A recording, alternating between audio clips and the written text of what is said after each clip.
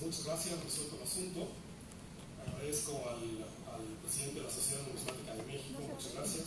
A la señora secretaria, María de los Ángeles Colunga, muchas gracias.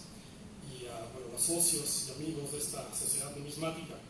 Me resulta efectivamente muy grato estar de vuelta en esta tribuna, acompañado de tantos amigos, para tratar algunos aspectos de falerística, que, pues, a decir del diccionario, es el estudio de las medallas y las condecoraciones en su conjunto, que forma, pues, lastimosamente, una parte rinconera, oscura y humedecida de la numismática en general. Particularmente, me alegra conversar con ustedes sobre la Orden Imperial de San Carlos, que es una prestigiosa institución premial reservada a mujeres durante el Segundo Imperio Mexicano. ¿Se escucha? Sí. Que la historiografía patria ha ignorado por largos años, si bien su aspecto ceremonial o palaciego ha cobrado algún interés entre los coleccionistas, pero ignorándose los motivos de su origen o desarrollo posterior, inclusive tras la caída del régimen de Maximiliano. Como inicio debe quedar establecido que la mujer desempeñó en México, como en la mayoría de los países de Europa, un papel destacado como actor de la sociedad cortesana. Pues ya desde que el emperador Maximiliano aceptó la corona de México el 10 de abril de 1864 en Miramar, figuraron en los cortejos, ceremonias y actos oficiales las señoras que en Viena o Miramar ocuparon la casa de la archiduquesa Carlota como maestras de cámara, maestras de guardarropa, damas de corte o camaristas. Y así, como desde entonces figuran la afamada condesa Paula von Kolonitz, la condesa Sichi, su prima, la marquesa Sichi Demblin, y otras tantas que acompañaron a la archiduquesa durante largos periodos de su vida. Esta costumbre cortesana se implantó en México tan pronto arribó a la fragata Novara al puerto de Veracruz el 28 de mayo de 1864, fecha en la que el nombramiento de dama de palacio de la emperatriz de México llegó a establecerse, siendo la primera de ellas, doña Dolores Quesada de Almonte, esposa del regente del imperio, Juan Nepomuceno Almonte, quien inclusive recibió su nombramiento a bordo de la Novara, surta en Veracruz, a fin de que cuando la emperatriz pisara tierra ya tuviera su casa formada y damas a su servicio. Desde aquella fecha y hasta el mes de julio de 1866, en que Carlota abandonó el país para viajar a Europa de vuelta y negociar con Napoleón III la permanencia de las tropas, fueron 68 las señoras que obtuvieron el nombramiento de damas de palacio, distribuidas entre las principales ciudades del imperio, donde pues, principalmente tuvo presencia: Veracruz, Puebla, México, Mérida, Campeche y Morelia, todas provenientes de la élite política o financiera, todas casadas o viudas, y con esto me refiero a que las solteras no podían acceder al nombramiento de dama de palacio, y ciertamente todas de una respetable posición social. Sus funciones, marcadas por el ceremonial, daban a las damas de palacio la obligación de acompañar a la emperatriz en todos los viajes en carruaje, inauguraciones de obras, en todos los actos públicos. Su servicio era extramuros de los apartamentos privados y se sustituían cada domingo después de la misa. Las damas de honor, por el contrario, únicamente fueron dos, y sus obligaciones eran al interno de los apartamentos privados, como auxiliares de la soberana, secretarias privadas, lectoras, acompañantes, peinadoras, etc. Recibían, a diferencia de las damas de palacio, un salario de 4,000 pesos anuales, habitación en palacio, alimentación y uso de carruaje de corte. Todas recibían, como insignia de oficio, el monograma de la emperatriz Carlota, fabricado en Viena por la empresa Rothe, compuesto de una C de Carlota entrelazada con la M de Maximiliano, en oro incrustado en brillantes, esmeraldas y rubíes, para acoger en él los colores de la patria. Dicha insignia debía devolverse a la tesorería a la muerte de la dama de palacio. Este grupo palaciego era fácilmente identificable, homogéneo en su composición social. No así el tema que nos ocupa, la Orden Imperial de San Carlos, que conformó una variada gama de mujeres de diversos estratos y orígenes sociales, regiones o nacionalidades, que hacen de ella un verdadero termómetro de una nueva política para valorar el desempeño de la mujer en una nueva sociedad que pretendía establecerse durante el imperio. Y es que cabe señalar que fue durante los primeros meses de su permanencia en México cuando Maximiliano notó la actividad de las mujeres en el campo de la beneficencia, en la educación, en el beneficio que hacían a sus comunidades en general, por lo que durante sus primeras visitas a instituciones benéficas a México y sus recorridos por las principales ciudades del Bajío, distinguió a varias mujeres con las medallas al mérito civil o con la Orden de Guadalupe, entre ellas a Sor Agustina Inza, hermana de la Caridad, cuya insignia en moño, como deben usarla las señoras, aparece en pantalla. Consciente de que no podía continuar condecorando mujeres con insignias tradicionalmente masculinas, empezó a meditar Maximiliano la posibilidad de crear una distinción para señoras y a tal efecto solicitó al afamado grabador Sebastián Nadalón diseñar nuevas medallas tomando como modelo las insignias austriacas que, ya fuera en oro, plata o bronce, mostraban la efigie del soberano por el anverso y el motivo de su concesión por el reverso. En esta ocasión, sin embargo, al considerar que Carlota había sido siempre una activa mujer, digamos, en el ámbito de la beneficencia, mandó bosquejar Maximiliano una medalla con la imagen de la princesa belga, con la intención de que ella misma la concediera como premio particular a las mujeres que consideraba dignas de dicha merced durante sus recorridos de inspección por hospitales, escuelas y centros caritativos.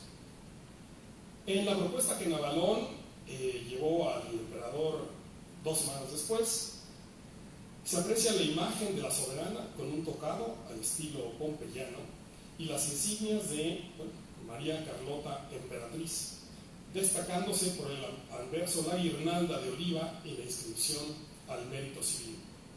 Sabemos que Carlota, si bien reconoció la calidad del trabajo del artista, rechazó figurar en condecoración alguna, pues si bien se hallaba, y cito, halagada por el ánimo de Maximiliano de que yo pueda premiar a las mujeres que procuren hacer de este un mejor lugar, creo que solo él debe mostrarse, pues como emperador debe aparecer ante sus nuevos hijos como el origen de todo bien.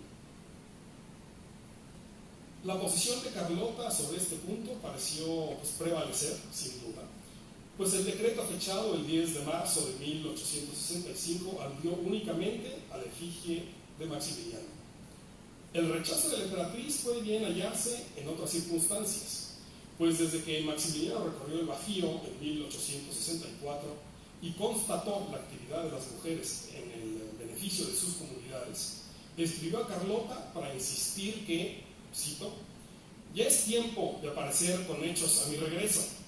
A ti misma te pediría que proyectes los estatutos de una orden femenina de acuerdo con el modelo de las órdenes europeas. Quisiera hacer la fundación ya el día de tu santo. La orden debe tener 2 grados y será fundada y distribuida por ambos, el emperador y la emperatriz. Veo en este viaje lo necesaria que sería la orden. Sabemos que al volver Maximiliano a la capital, el 30 de octubre del 64, tras ese ilustrativo viaje por Querétaro, Michoacán y Guanajuato, se abocó plenamente a las tareas legislativas y a la reforma de instituciones y sobre todo a la creación de todo aquello que se requiriera para el buen gobierno de este nuevo imperio. Infundido en este espíritu creador, llamó a sus habitaciones de palacio al general Juan Nepomuceno Almonte, a la sazón gran mariscal de la corte y ministro de la Casa Imperial, bajo cuya tutela se hallaba también la gran cancillería de las órdenes imperiales, oficina encargada de administrar, conceder y regular todo lo relativo a los honores del imperio. El motivo de la reunión, en la que la misma emperatriz estuvo presente, fue la de conversar sobre la creación de esta orden femenina y esbozar algunos artículos útiles para la formación de los estatutos. Gracias a la minuta parcialmente conservada en Viena, sabemos que el emperador mismo dictó al general Almonte algunas observaciones, ideas generales que la emperatriz matizó con precisiones surgidas de los estatutos de las órdenes europeas que se procuraba emular y cuyas disposiciones había estudiado detenidamente.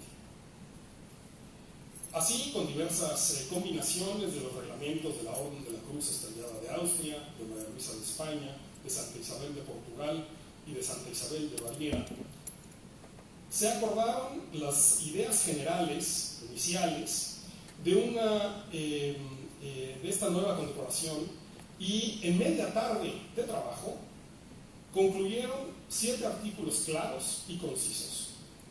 Entre los objetivos que Maximiliano tenía en mente se hallaba el de hacer de esta nueva institución una verdadera orden al mérito destinada a premiar las cualidades, las virtudes y las acciones sobresalientes de la mujer en los diversos campos de su actividad profesional o caritativa, apartándola así del viejo concepto de una orden palaciega reservada a las damas de la nobleza, como aún existían entonces en Europa.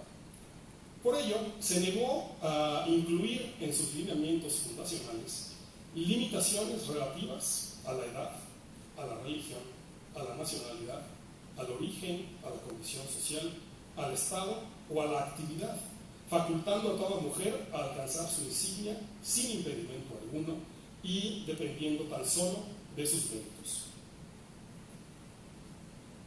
Si bien algunas de estas líneas quedaron plasmadas en el preámbulo del texto, también se incluyeron en él las proporcionadas por la emperatriz con líneas generales que imperaban sobre la condición de la mujer en la sociedad decimonónica, constreñidas al rígido esquema de un ideal femenino sujeto a la autoridad del padre o del marido. Así, dicha concepción sobre el papel que la mujer debía desempeñar en la sociedad quedó incluido en el exordio de aquel borrador, en el que se indicó el objetivo de la nueva institución, que era, precisamente, cito, distinguir y premiar en nuestra patria la virtud y la piedad femenil y hacer brillar los méritos que contrae la mujer en el vasto campo de la instrucción, en las obras de caridad cristiana y en las pruebas de generosidad y de abnegación que da a los desgraciados. La nueva orden debía fundarse en el onomástico de la emperatriz, siendo este el 4 de noviembre, día de San Carlos Borromeo, colocándose por ese motivo bajo su protección, al ser este, cito, el ilustre patrono de la emperatriz y glorioso modelo de las grandes virtudes cristianas de caridad, de la humanidad y del amor al prójimo. Fin de la cita.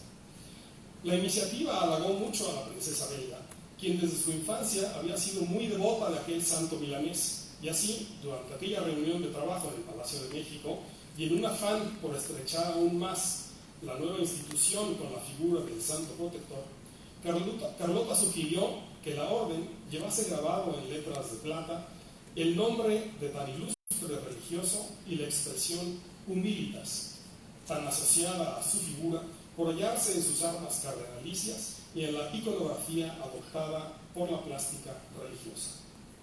Con ello, no quiso evocar la emperatriz una simple curiosidad heráldica, sino una virtud a imitarse por las damas de la orden, y a él dedicada, ya que siendo Carlos Borromeo noble y poderoso, se privó de todo para vivir en contacto con el pueblo y escuchar sus necesidades y confidencias, llamándose el padre de los pobres. y ciertamente empleando sus luces y sus bienes para la construcción de hospitales, hospicios, casas de formación para el clero y para la infancia desvalida. En opinión de la emperatriz de México, este era el ánimo que debía imperar en las damas de tan distinguida corporación mexicana. Habiendo acuerdo pues sobre lo anterior, Maximiliano refirió su deseo de que la distinción fuera concedida de manera conjunta por el emperador y por la emperatriz, dándose en consecuencia la libertad a cada uno de imponerla a las señoras que consideraran dignas de tal merced, dándose plena autonomía a las partes para que lo entregaran con libertad durante sus viajes de inspección, teniendo la obligación de reportar las concesiones a la Gran Cancillería para su debido registro.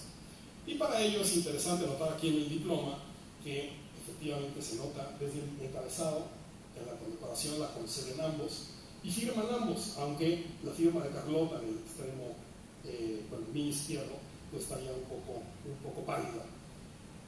Ciertamente cuando Carlota o Maximiliano acudían a diferentes lugares de la República, lo que hacía su secretario Blasio era tener ya preparados unos cuantos diplomas previamente firmados para que, por ambos al menos, el emperador y la emperatriz, para que se pudiera conceder la insignia con el diploma en ese instante. La ya citada nota del emperador estableció que la orden debía componerse de dos clases, sin detallar los méritos necesarios para alcanzar cada una.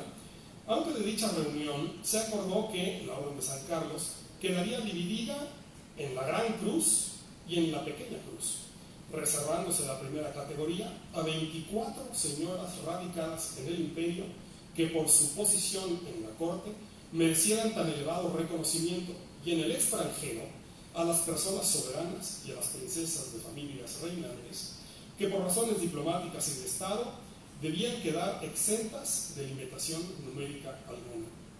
La segunda categoría sería de concesión ilimitada y se reservaría a las personas que no estuvieran comprendidas en las circunstancias anteriores. Quedaba aún por resolver la manera en que las agraciadas portarían dichas cruces, el diseño de las mismas y su composición general, pues aún se ignoraba si la categoría superior llevaría una placa, como se acostumbraba con la Orden de Santa Catalina en Rusia, o si se seguiría el modelo austriaco, que se limitaba al uso de la insignia sobre un listón a la altura del corazón. Según la minuta de Almonte, tras un intercambio de opiniones, se acogió a la propuesta de la emperatriz, quien al subrayar el espíritu cristiano de la nueva institución, se inclinaba porque se usara una cruz latina, símbolo primordial de la religión que ella profesaba. Almonte, por su cuenta, intervino de manera de tratar de ayudar sobre este punto, sobre lo que él decía un punto de moda, pues, cito, es menester que las damas de ambas categorías se puedan diferenciar entre sí por el donaire de lucir sus joyas de honor y al tiempo se distancien de las señoras llanas al portar el distintivo de su majestad, pues si como los grandes de España, personas tituladas, caballeros militares y nobles se distinguen en la corte de las otras clases por el uso de la espada, las damas se hallan hoy todas confundidas por sus trajes con toda clase de mujeres a causa del incremento que ha tenido el lujo. Con base en estos apuntes, Almonte propuso a los soberanos que las insignias mexicanas siguieran el modelo de la orden española de la reina María Luisa y que las damas de la clase superior pudieran lucir el distintivo pendiente de una cinta terciada del hombro a la cadera, mientras las señoras de la clase inferior las usaran enlazadas a la altura del corazón. Con ello, aseguraba, podría diferenciarse oportunamente a quienes conforman ambas categorías y concederles sitiales de honor durante actos oficiales, particularmente durante las fiestas de la Orden, que debían ser del 4 de noviembre, como he dicho, día de San Carlos Borromeo, y el 7 de junio, cumpleaños de la emperatriz. Fechas en las que podían hacerse los nombramientos de las nuevas damas con mayor solemnidad. Mientras la Gran Cancillería, bajo las instrucciones de Almonte, imprimió los diplomas y corrigió el borrador de los estatutos, se comisionó a José Manuel Hidalgo, a la sazón ministro de México en París, elaborar las insignias de esta nueva condecoración femenina con los mejores orfebres de aquella ciudad. Pues con anterioridad, gracias a la habilidad y buen gusto, el señor Hidalgo había sido responsable de fabricar artículos para el uso de la corte, incluyéndose los retratos, las esculturas, las fotografías, las medallas, los anillos, los brazaletes, los sellos, los títulos de deuda, los regalos de boda, los botones para las libreas de palacio y para los uniformes civiles y militares del imperio, y naturalmente las condecoraciones del Águila Mexicana y de Guadalupe. Rubro este último para el que se le enviaron 3,000 pesos para cubrir el monto de las primeras insignias y pagar los diseños de los orfebres. Vemos ahí una de las primeras empresas, que es Kretli, con el escudo nacional de México como proveedor de la casa imperial. Mientras que abajo es una de las insignias con el punzón de la casa Rote, que fue el fabricante en Francia, en Viena, con el ministro Hidalgo, nuestro representante en París, responsable de estas gestiones y responsable también en gran parte de los diseños. Diversos documentos dan cuenta del recorrido emprendido por el señor Hidalgo por estas empresas y sus entrevistas con los orfebres para valorar propuestas, corregir diseños, ajustar los costos de producción y acordar los términos del crédito. Sabemos por ello que visitó en varias oportunidades los talleres de la afamada empresa Kretli, que acabamos de ver ahora, localizada en la Galería Montpensier. Sostuvo reuniones también con los propietarios de Lemaitre, una empresa que desde 1843 producía las insignias de la Legión de Honor. Acudió a la experiencia de otra empresa, Batiste, y, según los reportes, pareció no encontrar interés en la empresa Villard, que pues estaban muy ocupados por ese momento al hallarse plenamente comprometidos con la fabricación de condecoraciones para el zar de Rusia y varios príncipes alemanes. En sus pesquisas, el señor Hidalgo acudió a la cedería Bacqueville para ordenar la confección de varios metros de cinta encarnada elaborada en moiré de seda de la mejor calidad, y visitó la joyería Halley, localizada en la Galerie de Valois, en atención a pues, el interés que el propietario de esta última joyería brindó a nuestro representante. El dirigente Hidalgo pareció estar encantado, y a partir de ese punto seleccionó a esa empresa porque además se comprometía plenamente a entregar los pedidos necesarios con el tiempo que requería la Corte de México. Ante la premura del caso, Hidalgo instruyó al señor Halley sobre las características que la Orden de San Carlos debía tener y especificó que la insignia estaría formada por una cruz latina esmaltada en verde, en cuyo centro se vería el lema Humilitas, de San Carlos Borromeo, como hemos visto, y la inscripción San Carlos al revés. Esta cruz estaría incrustada en otra latina, esmaltada en blanco, cuyas extremidades, como decía el decreto, terminarían en florón, y hasta ahí. En semejanza a la orden de la reina María Luisa de España, la Gran Cruz pendería de esta banda de seda carmesí, de 68 milímetros de ancho, pasando por el hombro a la cadera, mientras que la cruz sencilla, con 50 milímetros de altura, se portaría sobre el corazón, como hemos dicho. Según explicaba Hidalgo, estas disposiciones no habían sido fortuitas, y cito de su correspondencia, pues se había hecho coincidir para simbolizar, por una parte, su origen como una condecoración mexicana y por la otra, las virtudes cristianas que animaron su fundación como una institución perteneciente a una nación arraigadamente católica cuyos soberanos eran fieles hijos de la Iglesia. Fin de la cita. Si bien las otras condecoraciones del imperio llevaban en sus diseños imágenes que permitían su identificación inmediata como condecoraciones nacionales al mostrar a la Virgen de Guadalupe o a la águila mexicana devorando a la serpiente, la Orden de San Carlos recurrió al verde, al blanco y al rojo para manifestar su origen imitando los colores del lábaro patrio. Hidalgo escribió al señor Halley en noviembre del 64 para indicarle que, cito, la adopción de una cruz latina esmaltada en verde, color que en términos heráldicos recuerda a la esperanza y al amor naciente, hace referencia a las cualidades cristianas que marcan su institución como una orden que exalta las obras de la caridad cristiana, las pruebas de generosidad y de abnegación hacia los desgraciados y a la par de las grandes virtudes de la caridad y la humanidad de su ilustre patrono. Todo ello circunscrito en una cruz de esmalte blanco que representa la pureza y el amor a la religión. Con estas características, el orfebre de Halley se dio a la tarea de realizar varios diseños de la Orden de San Carlos, cumpliendo con ello lo establecido en el borrador del decreto de Almonte, que la describía, como decía yo, con esta cruz de extremidades terminadas en florón. Y dejándose influenciar por la iconografía medieval o renacentista para expresar los nobles ideales de esta institución, eligió como remate el distintivo de la Lilium Candidum, vulgarmente conocida como azucena o lirio de San Antonio, que en términos simbólicos revela el candor, la majestuosidad y la pureza debido a su color blanco.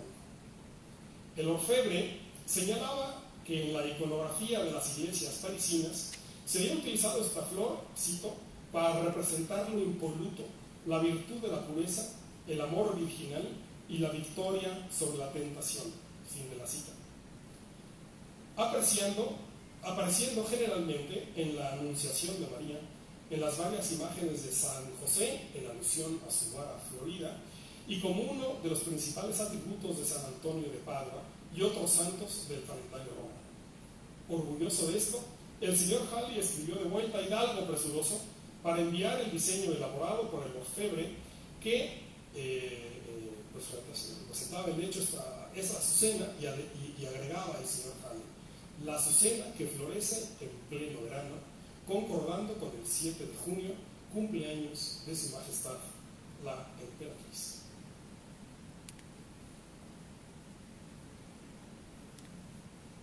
El ya mencionado orfebre, cuyo nombre desafortunadamente ha escapado a la historia, su nombre al menos, fue el autor de la Orden de San Carlos, de la cifra de las damas de palacio de la emperatriz y los bosquejos para la Orden del Águila Mexicana y de la renovación de la Orden de Guadalupe, por entonces que se hallaban todavía en fabricación.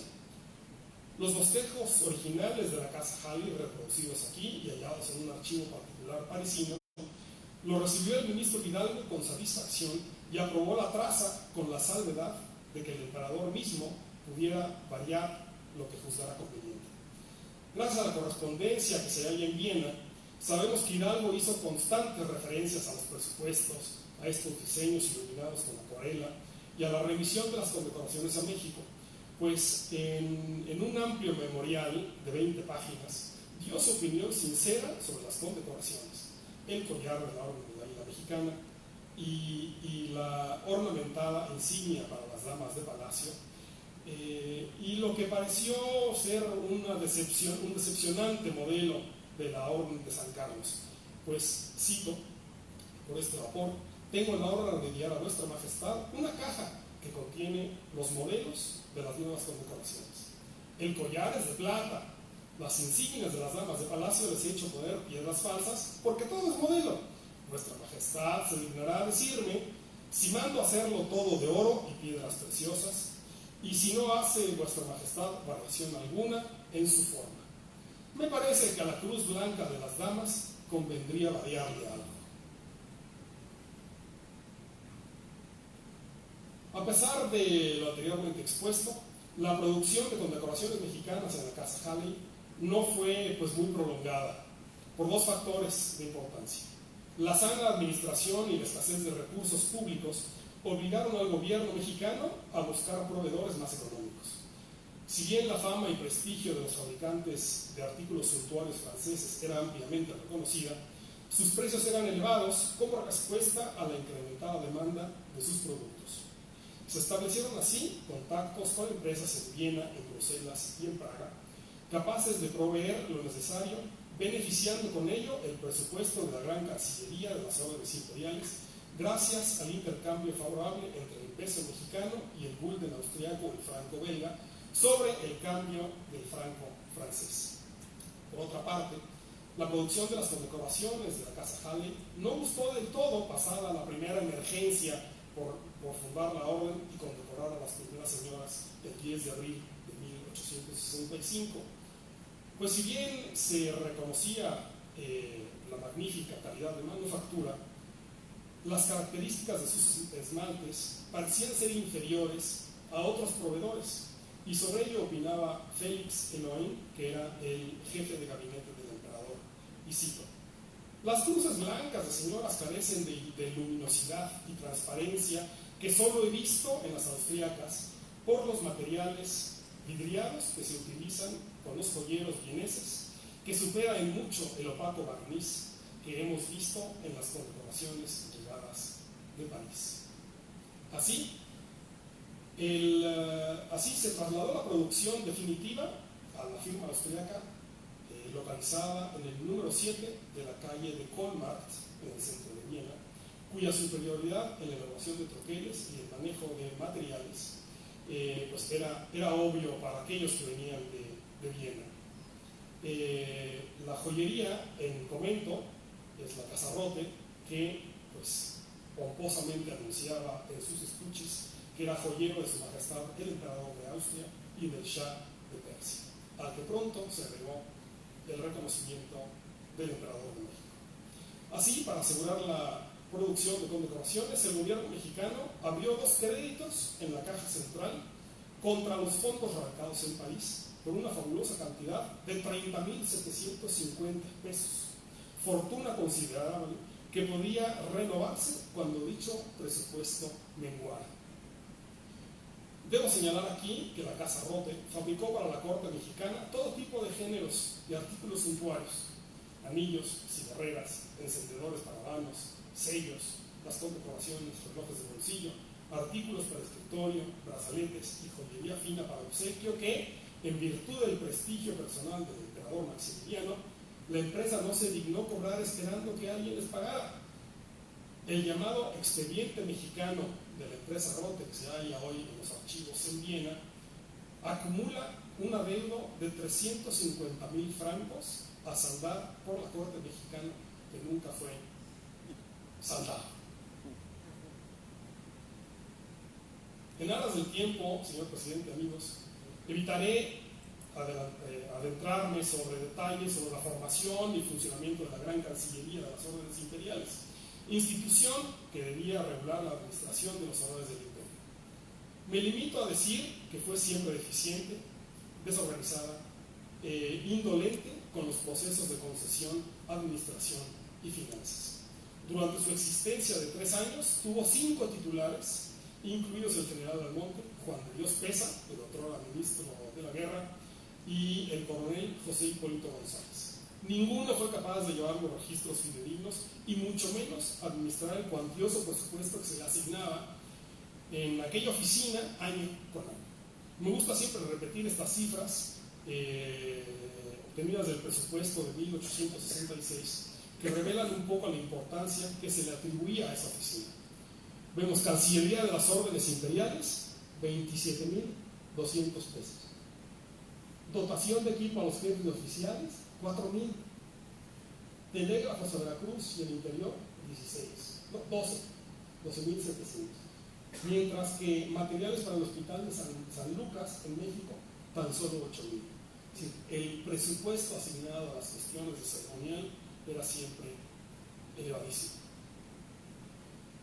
Permítame ahora exponer brevemente sobre las mujeres que conformaron la Orden de San Carlos, pues durante su existencia se registraron 192 nombramientos divididos entre 36 damas de la Gran Cruz y 156 damas de la segunda categoría, que se distribuyeron del 10 de abril de 1865, fecha de su institución, hasta el 19 de junio de 1867, fecha de la muerte del emperador en el Cerro de las Campanas. Esta última fecha llama la atención, pues si bien sabemos que caído el sitio de Querétaro y estando Maximiliano en la prisión, este seguía otorgando condecoraciones de todas las órdenes, aquella última no fue por mano propia, cuanto por la del general Leonardo Márquez en la Ciudad de México, quien actuando como lugarteniente del imperio, tenía facultades amplias para hacerlo. Así, durante su encarcelamiento entregó Maximiliano la última cruz de San Carlos a la princesa de San Luzal, que vemos en la imagen, mientras que en México lo hizo Márquez a la señora Josefa Aguirre de Aguilar, esposa del ministro y literato mexicano Aguilar y Marocho, cuyo diploma está a la vista. Puede debatirse la legitimidad de esta última y cuestionar si, caído el sitio, Maximiliano y Márquez tenían la facultad para condecorar ante la pérdida de potestades legales, o bien cuestionar si, habiéndose entregado la insignia el 19 de junio a las 10 de la mañana, era válida su concesión 4 horas después de la muerte del monarca. Esos temas jurídicos los dejo para otra ocasión. Durante su existencia de 2 años y 2 meses, la Orden Imperial de San Carlos se desarrolló plenamente en 4 niveles de acción que revelan, que lo revelan como una herramienta dinástica diplomática, 2, como una herramienta política, 3, como un gesto de agradecimiento y finalmente como una institución premial para la que originalmente se fundó.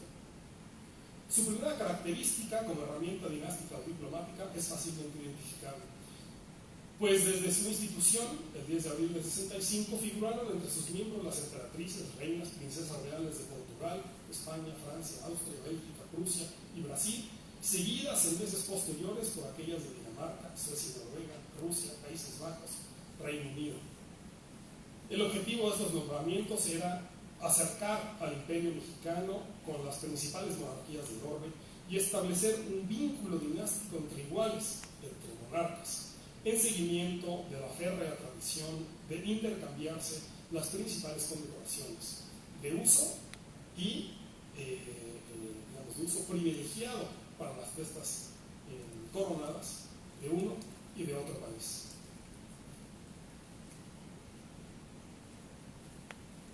Y ciertamente como reconocimiento tácito a la potestad soberana.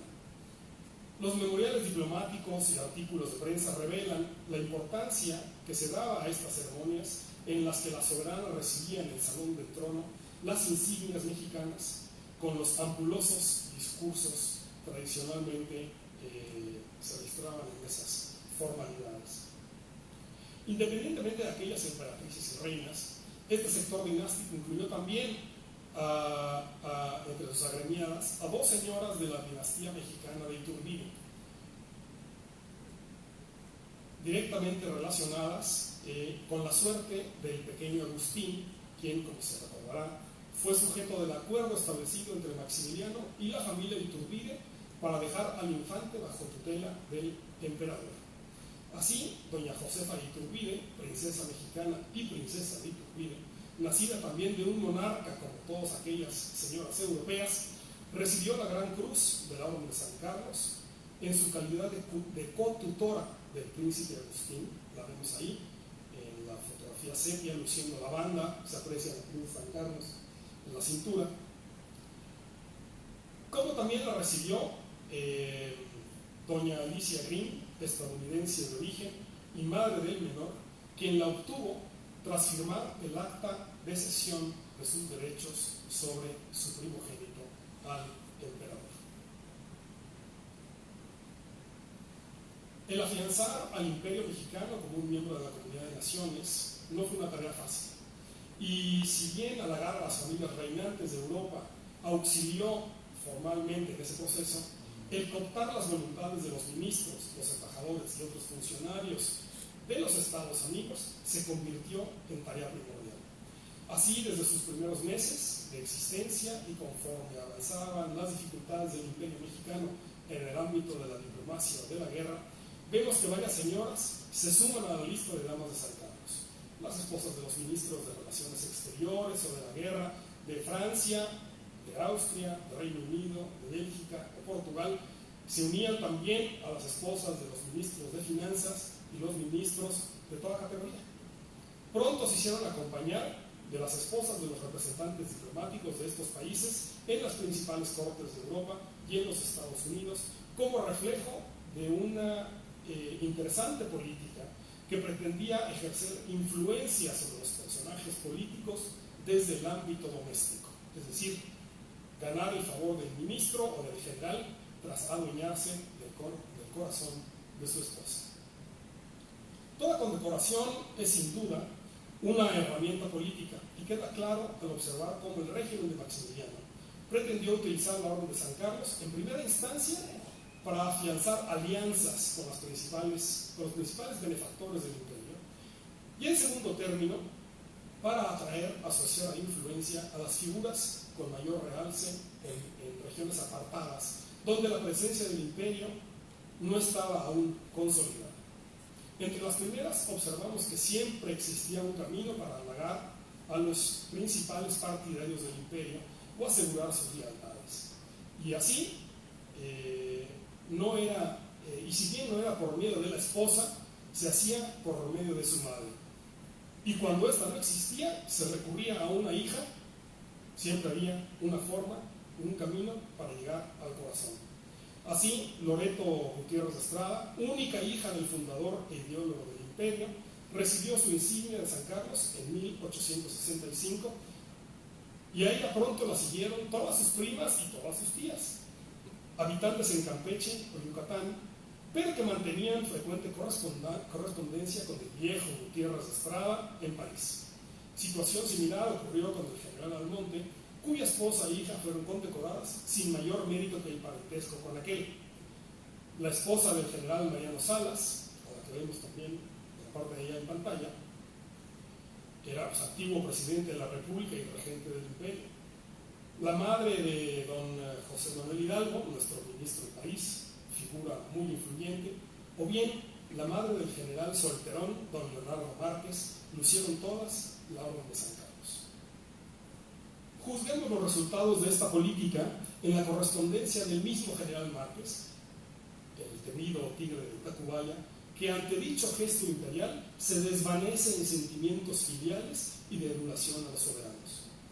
Y cito: el 10 de abril próximo pasado, sus majestades me han dispensado honrar a la señora mi muy respetada e idolatrada madre, condecorándola con la Cruz de San Carlos, que fue puesta en sus manos personalmente por el señor Almonte, acompañándola del diploma respectivo y una muy sentida carta autógrafa de su majestad la emperatriz. Solo usted, mi leal y verdadero amigo, que dotado de talento que Dios le dio y enriquecido con su corazón lleno de virtudes, comprende lo que esta clase de amor, que no tiene igual en el mundo. Solo usted, que sabe hasta qué grado es este amor, que es para mí una religión. Solo usted, que sabe lo que ha pasado la señora mi adorada madre. Solo usted, en fin, que conoce cuánto la quiero, conoce que es para mí el objeto más caro y más preciado de mi vida. Solo usted, pues, puede admirar lo que pasa en mí en este momento. Entre los favores que debo a la providencia, uno de ellos es el de haberme conservado siempre ajeno a la ambición. Usted sabe bien que jamás he tenido ninguna, pero para la señora, mi madre, todo cuanto hay en el mundo me parece poco, puesto que por sus esclarecidas virtudes la considero superior a todo. Así es que cuando veo que nuestros augustos soberanos la distinguen de modo tan particular, toda mi ambición está satisfecha. Nada quiero, nada deseo.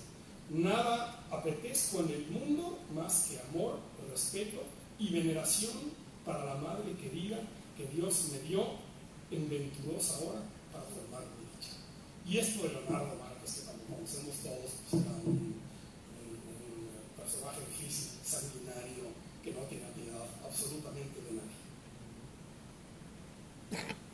En cuanto al deseo para atraer a la esfera de influencia a figuras con mayor realce en regiones donde la presencia del imperio no estaba aún consolidada o menguaba con el tiempo, se observa un marcado interés de la administración imperial por recabar datos de diversas señoras en Sinaloa, Sonora, Yucatán, Oaxaca o en San Luis Potosí, donde las fuerzas imperiales habían permanecido corto tiempo.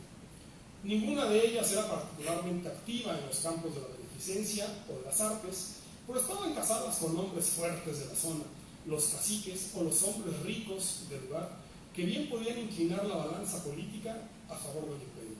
En realidad, pocas de ellas se enteraron, especialmente las del norte, que en algún momento se les concedió la Cruz de San Carlos, pues para cuando se dio su nombramiento, prácticamente aquellas zonas del país ya habían sido desalojadas por las fuerzas imperiales. El tercer nivel del grupo, son las damas de San Carlos, fue el de agradecimiento, sector en el que Maximiliano y la emperatriz fueron sumamente generosos al recordar a viejos amigos que les habían acompañado o servido desde su infancia. La baronesa Strunfeder, institutriz de Maximiliano y Francisco José en Austria, con quien habían aprendido sus primeras letras en Viena, las hayas de la princesa Carlota en Bruselas y sus damas de compañía antes de contraer el matrimonio, las amigas de ambos en Viena, en Milán o en Venecia cuando fueron gobernadores de aquellas provincias, o quienes, tras el exilio político en Vía permanecieron a su lado, se hallaron prontamente distinguidas con la Cruz de San Carlos, como agradecimiento a esa fidelidad. En México, este grupo reunió a varias señoras de Querétaro, de León, de Guanajuato, en general, de Celaya, que durante el primer viaje de inspección realizado por Maximiliano en el 64 los hospedaron en sus casas. Se une a este sector el grupo cortesano, que se halla en el primer círculo del sector, digamos, íntimo de la emperatriz, y algunas de sus damas de palacio fueron pues, la condesa del Valle de Orizaba o la marquesa de Vivanco, que vemos aquí inmediatamente, ambas con la banda que se aprecia ahí, que es de la Gran Cruz de San Carlos, o la dama de honor, Josefa Varela, quien desciende del rey Nezahualcóyotl y que apreciamos aquí con la cruz de segunda categoría. Llegamos finalmente al cuarto sector, que, como apuntaba, es el que finalmente da sentido a la Orden Imperial de San Carlos, pues en él se reunían quienes tenían los méritos que establecía el decreto fundacional, es decir, dar buena muestra de la virtud y de la piedad femenil y hacer brillar los méritos que contrae la mujer en el vasto campo de la instrucción, de las obras de caridad cristiana y pruebas de generosidad con los desgraciados. Religiosas, hermanas de la caridad, que administraban casas para los huérfanos, hospitales de sangre o asilos para los desvalidos. Mujeres que, como la cantinera del tercer regimiento de Suavos que vemos en la imagen, auxiliaban a riesgo de su vida a los heridos en el campo de batalla o levantaban improvisados sanatorios en sus hogares para curar a la población de la fiebre amarilla. Son algunos de estos ejemplos. Por entre ellos también se hallaron quienes cultivaron las artes, como la pintora francesa Rosa Bonheur, literatas como Isabel Preto de Landázuri, o las poetisas Nestora Telles de Querétaro, Catalina Ferrucci de Italia o Emilia von Vincent en Viena. En México, varias maestras de primeras letras se beneficiaron con insignia e inclusive recibieron pensiones por ello. La afamada Higinia Galván, doña Ramona Castillo, que vemos en la fotografía grande, anciana y vehemente institutriz de Jalapa, que aún a sus 90 años dirigía una escuela para señoritas, o bien María de la Luz Oropesa, directora de la Escuela de Música de la Compañía Lancasteriana, quien en 1866 fundó, ni más ni menos que el Conservatorio Nacional de Música. El reloj corre, ¿sí, señor presidente? Pero no puedo dejar de mencionar a las ausentes, quienes por razones de política se excluyeron de la orden. Si bien la emperatriz Carlota concedió la Cruz de San Carlos a su abuela, María Amalia, reina de Francia, ignora el motivo por el que la archiduquesa Sofía, madre del emperador, no se haya inscrita en la lista. Ignora también el motivo que habrá impedido a la mariscala Bazán, Pepita de la Peña, a que no figure en esta lista, pensando que su marido tenía todas las condecoraciones nacionales y era, sin duda, el hombre fuerte del imperio.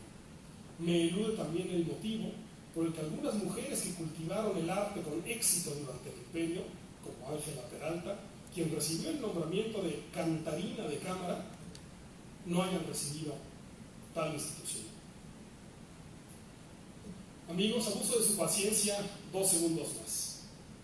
Tras la caída del imperio, la Orden de San Carlos tuvo una suerte mixta.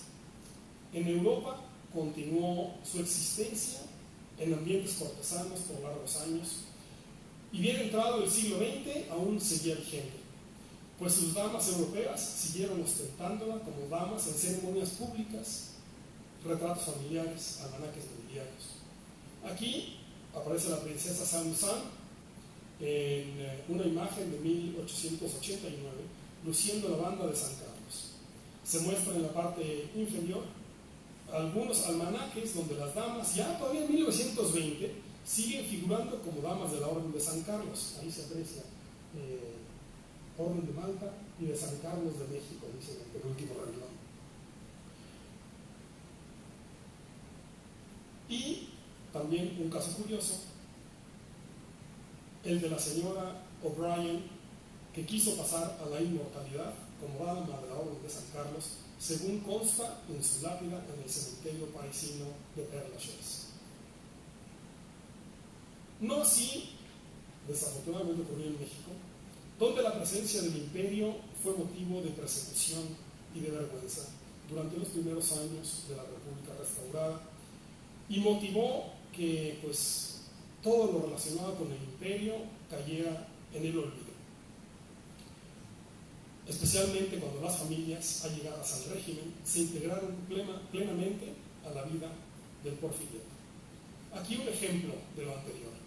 Mientras en la imagen original se nota a doña Concepción Lizardi, dama de Palacio y dama de San Carlos, aparece con su insignia, en la segunda reproducción posterior a 1867, le elimina con la mano brillante del artista que emula el encaje del vestido. Amigos, no tengo más que agradecerles, creo que he pasado ya más del tiempo, pero tengo aquí mi soliloquio agradeciendo su atención, paciencia y bonomía. Muchas gracias.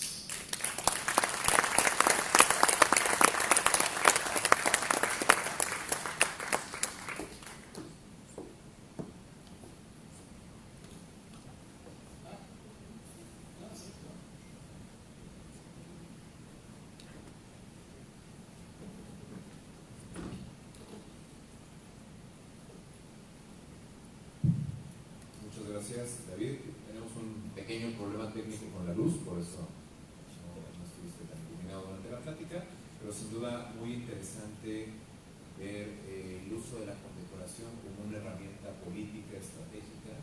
Muchísimas gracias, muy interesante. También quiero aprovechar previo a las preguntas a agradecer a Wilber Flores, presente, y al grupo de Orden de Guadalupe por haber difundido este evento en sus redes y con sus personas cercanas. Muchísimas gracias por haberlo difundido. Y bueno, pasamos a preguntas y respuestas.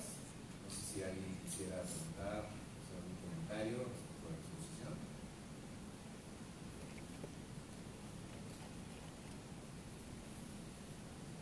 Si gusta,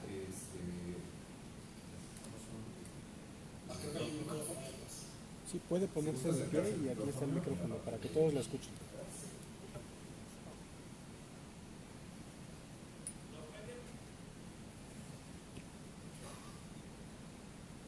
Hacia arriba.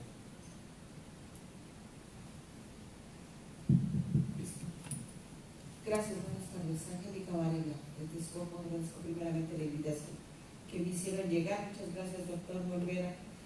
Una pregunta ya nada más aquí al final.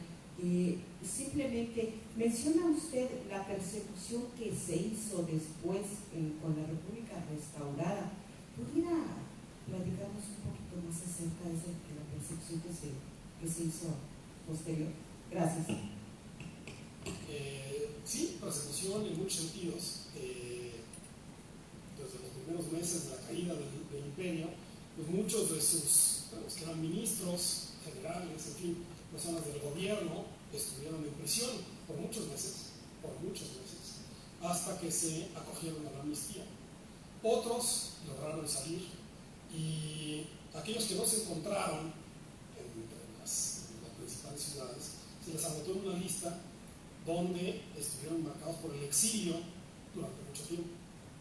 Caso es, por ejemplo, el de Leonardo Márquez, que regresó al país 30 años después, ¿no? Con la autorización ya de Porfirio Díaz.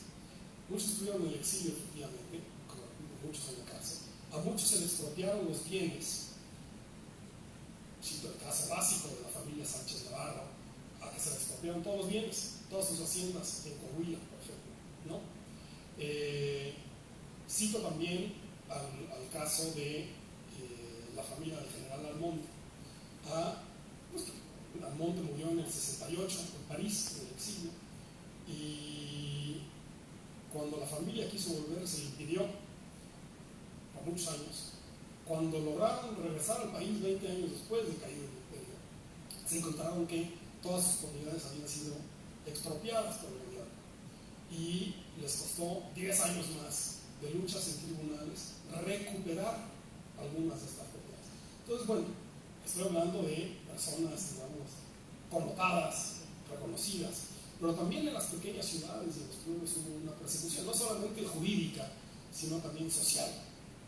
Recuerdo el caso de precisamente una dama de San Carlos en León, que hospedó a Maximiliano en su casa, y que como obsequio, Maximiliano regaló un óleo maravilloso, que estuvo colgado en la sala de su casa mientras duró el imperio.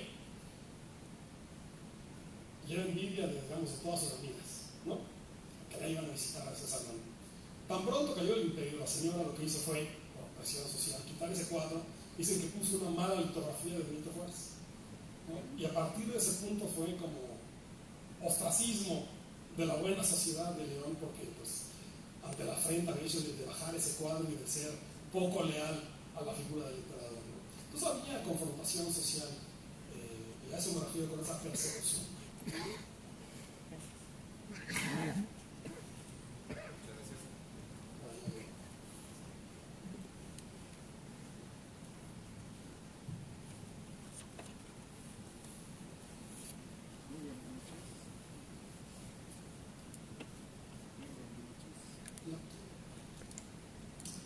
Hay que subirlo y esperar tantito.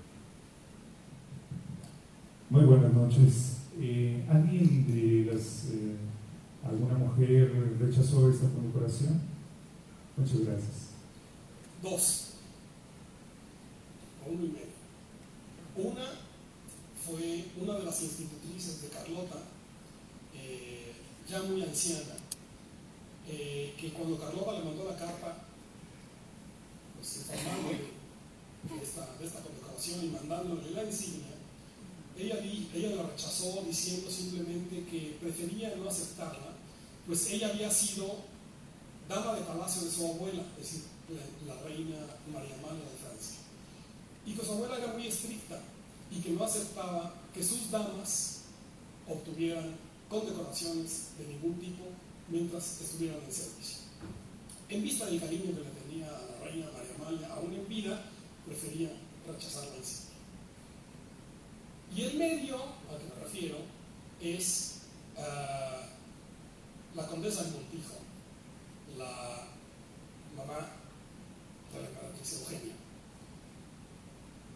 que habiendo sido propuesta, no siendo princesa, digamos, de sangre real, habiendo sido propuesta para recibir la cruz de segunda clase, esta la rechazó, diciendo que no por ser madre de la emperatriz de Francia, sino por ser grande de España en pleno derecho, debía aceptar la Gran Cruz de San Carlos, puesto que los grandes de España tenían la tradición de ni siquiera descubrirse ante el rey.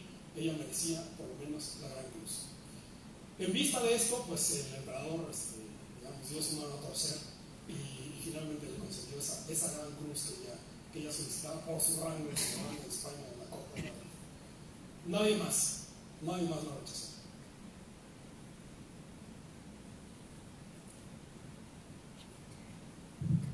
¿Alguna otra pregunta? Sí, por favor.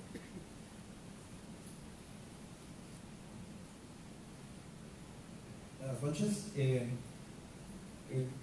José Luis Blasio refiere en sus memorias que el emperador Maximiliano se reía cuando algún conde o marqués, que se habla así entre comillas, mandaba alguna solicitud al emperador para formar parte de la corte y recibir alguna condecoración. Para el caso de la Cruz de San Carlos, ¿existe alguna carta de petición que se haya hecho por parte de alguna dama dirigida a la emperatriz para solicitar su ingreso a la orden? Buena pregunta. No, para la Orden de San Carlos, ninguna que había encontrado, y eso he estado investigando este mismo tema 14 años, ninguna que yo haya encontrado, sí para nombramientos de damas de palacio, y sí para gobierno, y sí para la Orden del Águila Mexicana. No para la Orden de San Carlos, curiosamente. Efectivamente había muchas solicitudes de todo tipo. Maximiliano no era muy afecto a dar honores ni a reconocerlos. Muy interesante ver que de los 114 títulos que se entregaron durante el virreinato en México, muchos de los cuales aún habían en México, únicamente 3 o 4 títulos se reconocieron. Sí, Marqués, Conde de Valle de Orizaba, Marqués de Vivanco, Marqués de Guadalupe Gallardo, Conde de la Soto, y nada más. Todos los demás tuvieron varias solicitudes, personas inclusive allegadas a él, en que se quejaban, diciendo, oiga, la oficina del general Almonte no me responde a mi solicitud de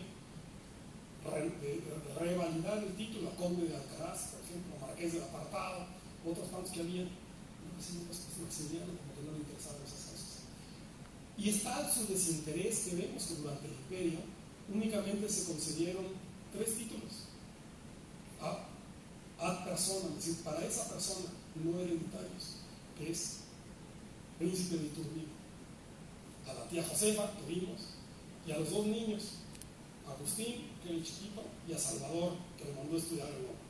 Esos 3 eran príncipes de Iturbide por su posición, pero eran títulos que cuando ellos se murieran se extinguían. Entonces nunca hubo por parte suya un mayor interés por dar títulos. No le interesaba, efectivamente.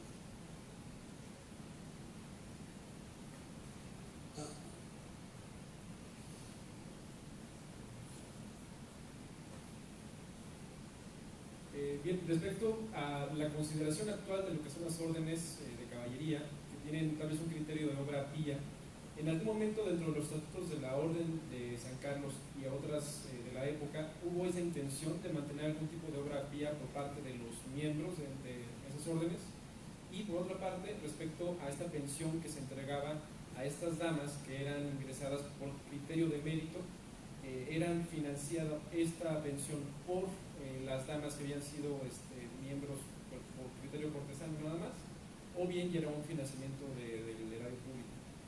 En este caso, no sé si exista pues tal vez alguna consideración de realmente que hubiese criterio de obra pía en la manutención y por supuesto en el tema de los órdenes. Fueron muy pocas, en realidad las damas, muy ricas muchas, pero muy pocas en cuanto a número, y muy esparcidas por el territorio nacional, como para poder, digamos, administrar y proveer recursos para una obra pía, como sí existía con las órdenes de la reina María Luisa de España, y como sí existía con la Legión de Honor de Francia, que mantenía una escuela extraordinaria.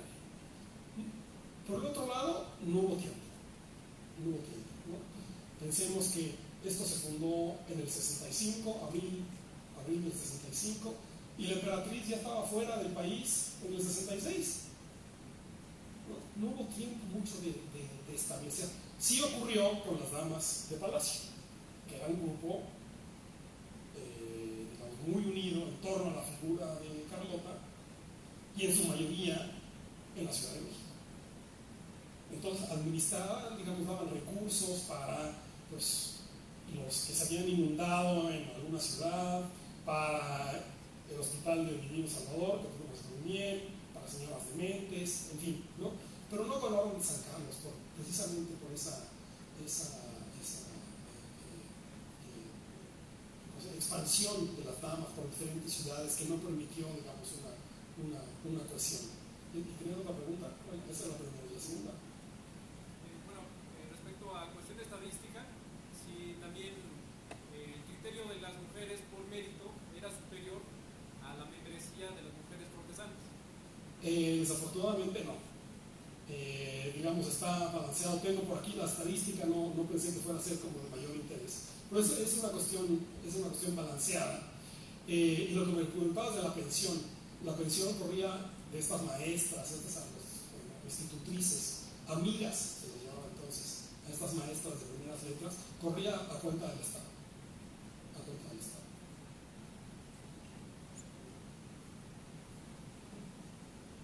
Es más, perdón, había una por ahí, esta Higinia Galván, que era amiga pensionista de la Orden de San Carlos. ¿Qué tal? Buenas tardes, Daniel Nogués. Tendría dos preguntas. Sabemos, uno, si Conchita Lombardo, esposa de Miguel Miramón, recibió la Cruz de San Carlos. Y número dos, hace rato mencionó algo sobre los marqueses de Vivanco, que hasta donde sé, en la época de la independencia renunciaron a sus títulos, pero veo que en el Segundo Imperio vuelven a aparecer. Tenemos como una reivindicación, una aceptación, un regreso de los marqueses de Vivanco. Gracias. La primera pregunta es sí. La condecoración que usted vio aquí en las fotografías, la Gran Cruz, está aquí en estas fotografías, es la de Concepción Lombardo. Que como algunos conocen aquí, adquirí el archivo de Miramón que estaba en Palermo, lo encontrará en la Universidad Iberoamericana, y entre las cosas que venían era la Gran Cruz de San Carlos, que precisamente se retrata aquí. En sus memorias, la señora Concepción Lombardo narra cuando le dan la condecoración.